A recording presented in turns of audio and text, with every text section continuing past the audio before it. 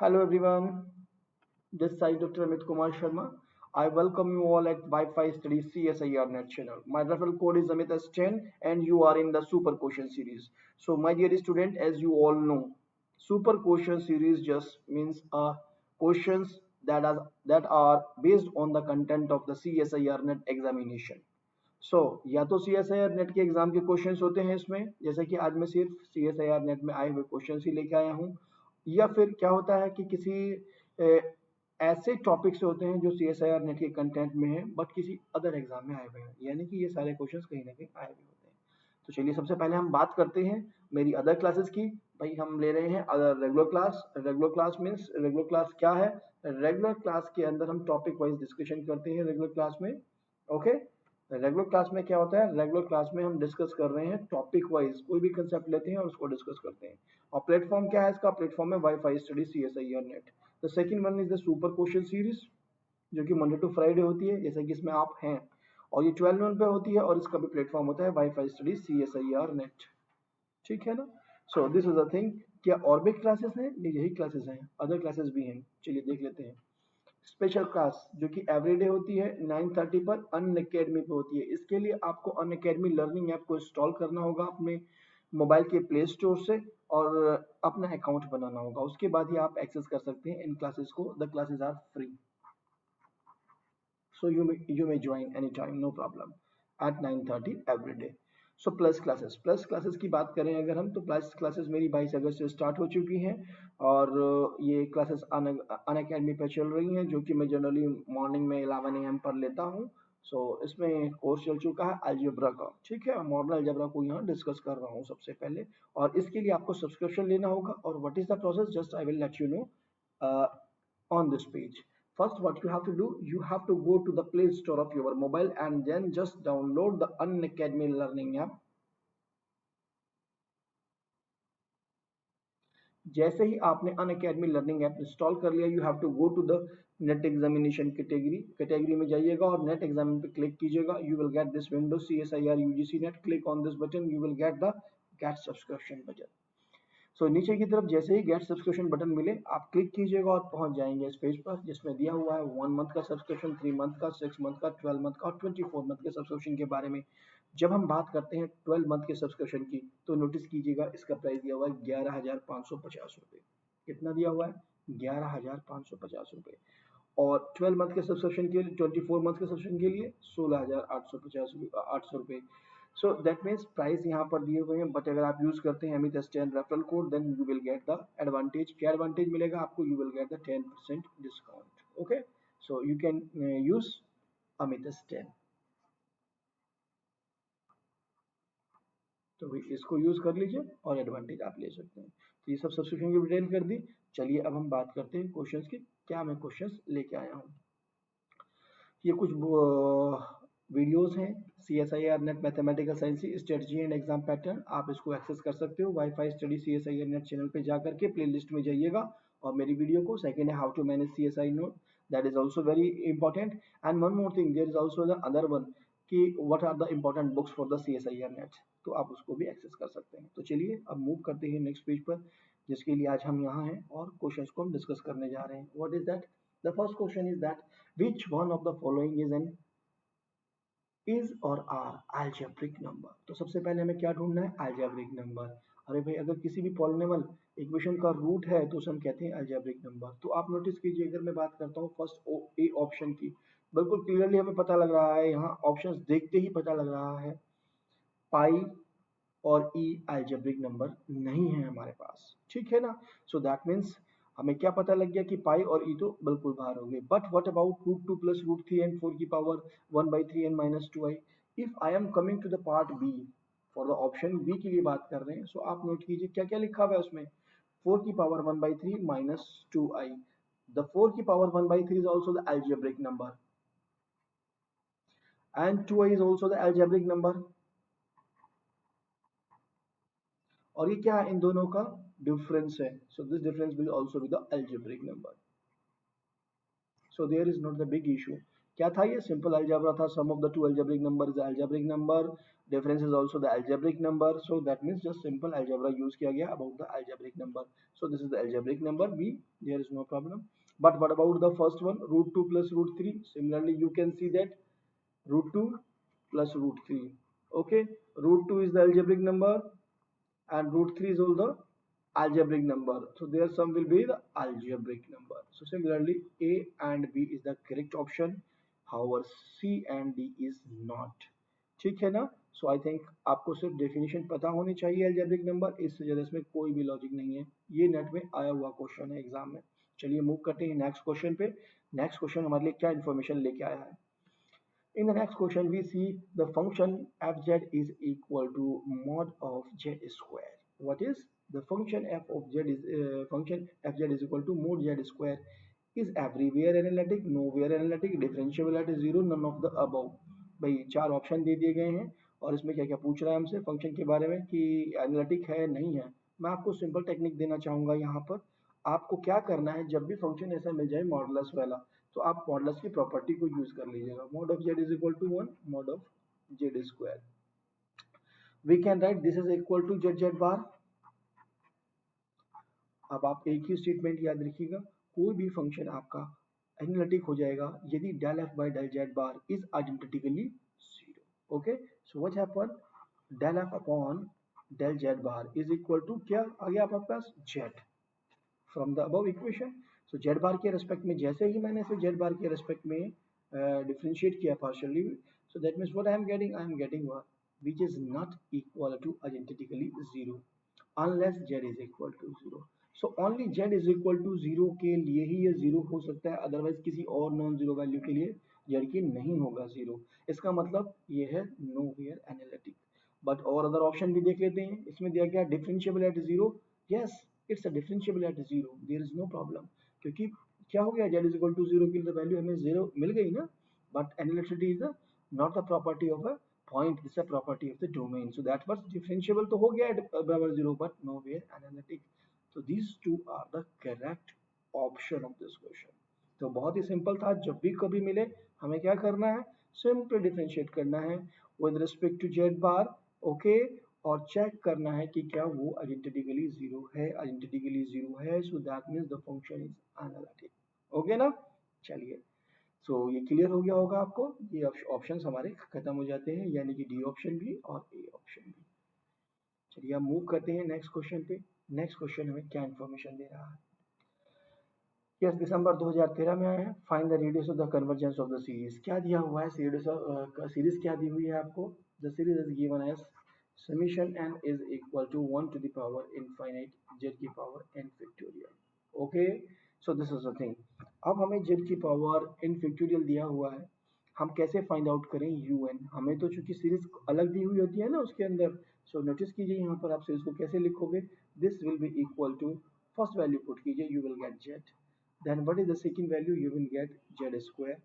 And then what you will, when you will put 3, this will become z to the power 6. You can write this series as what? Z plus z square plus 0 into z की power 3 plus 0 into z की power 4 plus 0 into z की power 5 plus 1 into z की power 6 and so on. Right now, this implies that आपको un की आवश्यकता थी. un is equal to either तो un क्या है, 1 है और 0 है.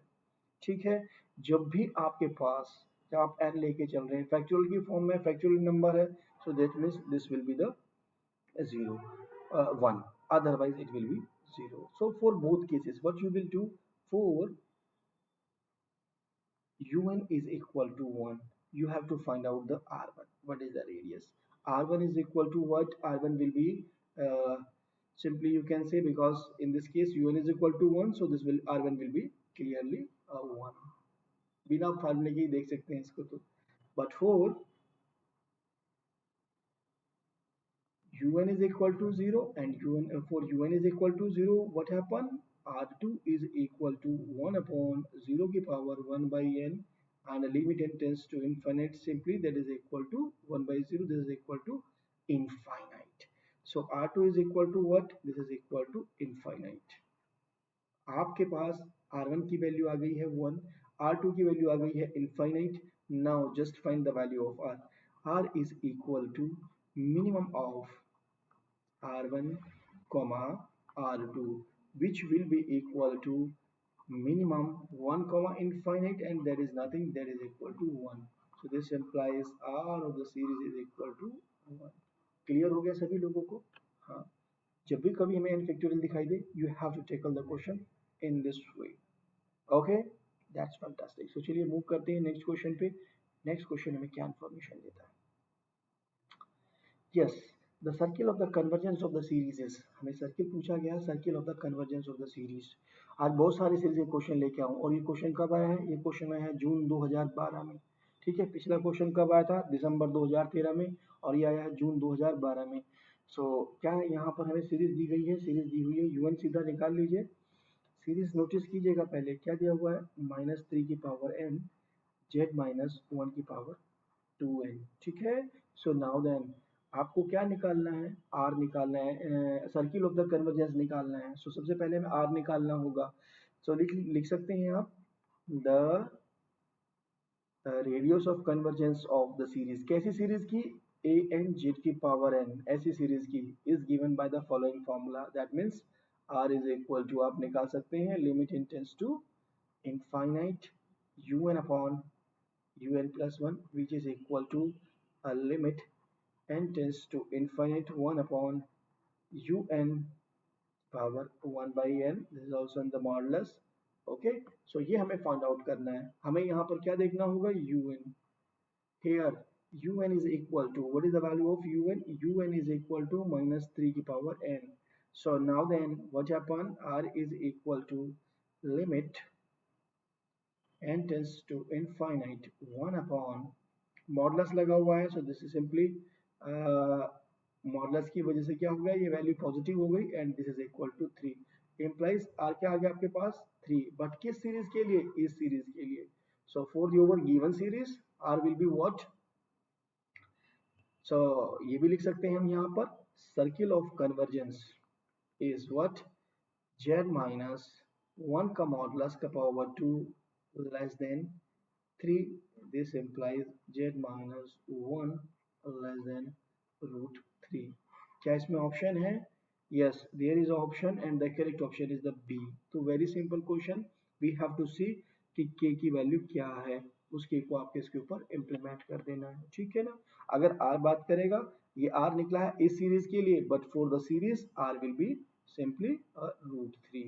ठीक है ना. So that was a very simple way to tackle the questions of such type of the form. So जून 2012 में आया हुआ था हमारे पास क्वेश्चन ये नेट में. चलिए अब मूव करते हैं नेक्स्ट क्वेश्चन पे. नेक्स्ट क्वेश्चन हमें क्या इन्फॉर्मेशन दे रहा है?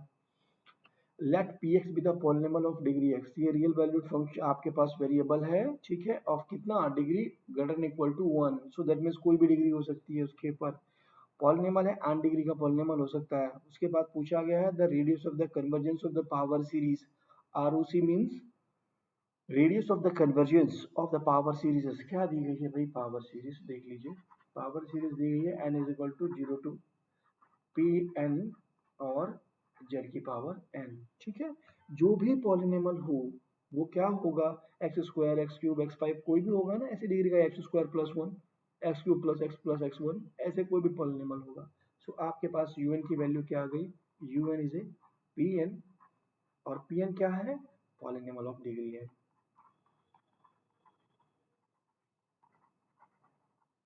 ऑफ डिग्री ग्रेटर और इक्वल टू 1.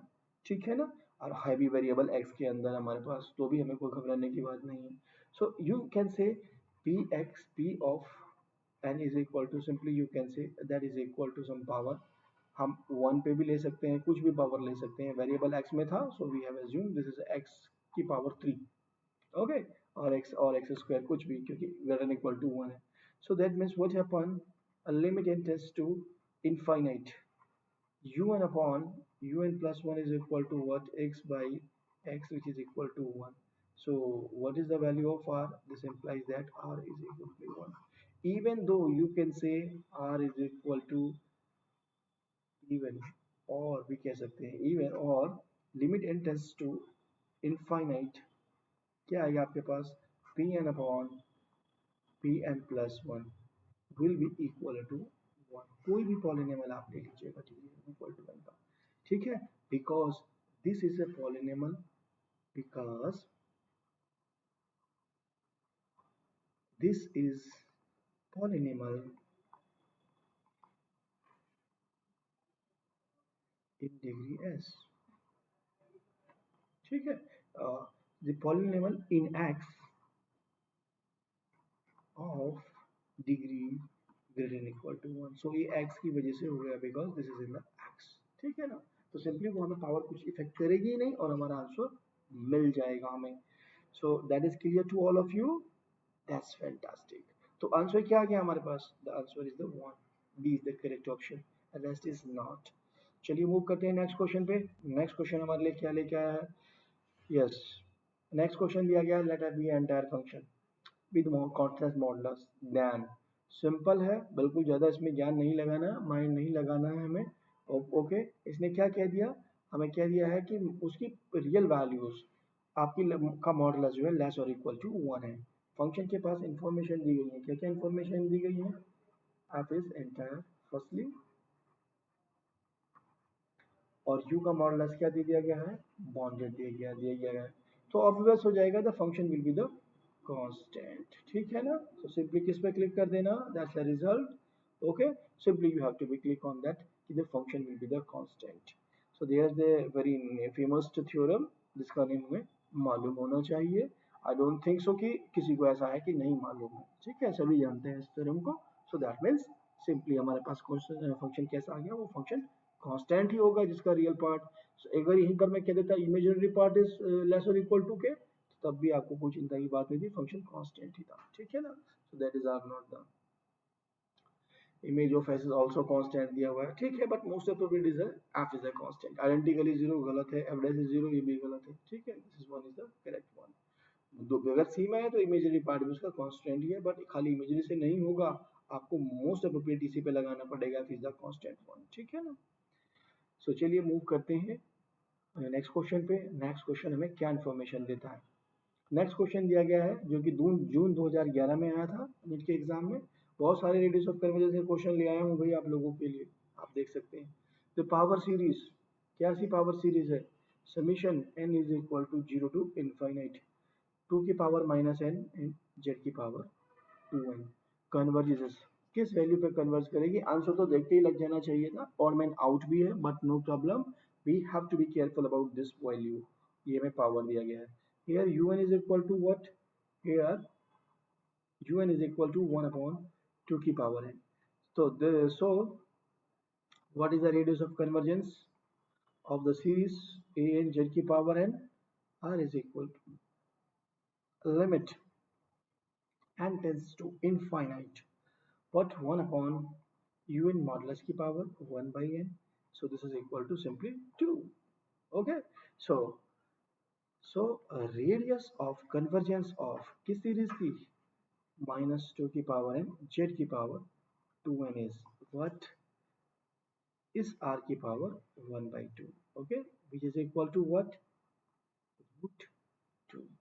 मिल गया ना आपको आंसर, आपका क्या आ गया, रूट 2। सो आपको क्या निकालना था यहाँ पर, circle of convergence. So circle of convergence is what, circle of convergence is equal to z minus 0 modulus less than root 2, okay, this implies z modulus root 2, root 2 इसकी वैल्यू आ गई, this is the correct option and this is option is the D, mod of z strictly less than root 2। सो हमने जून 2000 question में भी देखा, देखिए आज मेरा पूरा पर्पस था कि आपको कॉम्प्लेक्स के मैक्सिमम क्वेश्चंस पावर सीरीज के करवाए जाए। सो पावर सीरीज क्वेश्चंस होंगे, एक और क्वेश्चन आ गया है जी, क्या क्वेश्चन है, जो कि दिसंबर में आया था, और दिसंबर में हमें क्वेश्चन दिया गया था, consider the power series A N, क्या दिया गया है आपको, सीरीज दी गई है ए एन जेड की पावर एन, और एन को क्या कहा गया है, A N is equal to number of divisors of N की पावर 50। सो ऐसे क्वेश्चन में बिल्कुल घबराना नहीं होता है, number of divisors of N की पावर 50, भाई हमें तो un को ही देखना है, यही हमारा un है जो an हमने लिखा हुआ है यहाँ पर, an is equal to number of divisors of n की पावर 50, ठीक है ना। सो हमें क्या दिया गया है, नोटिस कीजिए, n की पावर 50 को 1 भी डिवाइड कर देगा और n की पावर 50 भी डिवाइड कर देगा। So notice here, let us consider, so let मान सकते हैं आप सिंपली। सो क्लियरली क्या हो गया आपके पास, un is equal to either 1 और n की पावर 50, बीच में डिपेंड करेगा n के ऊपर, n कैसा नंबर है, ठीक है ना। सो ये दो नंबर तो है ही ना उसको डिवाइजर जो है, so that is a thing, so there will be the no problem. So for un is equal to 1, r1 is equal to क्या आ गया हमारे पास 1, and for un is equal to कितना, n की power 50, r2 is equal to what, r2 is equal to what, r2 आ गया हमारे पास n,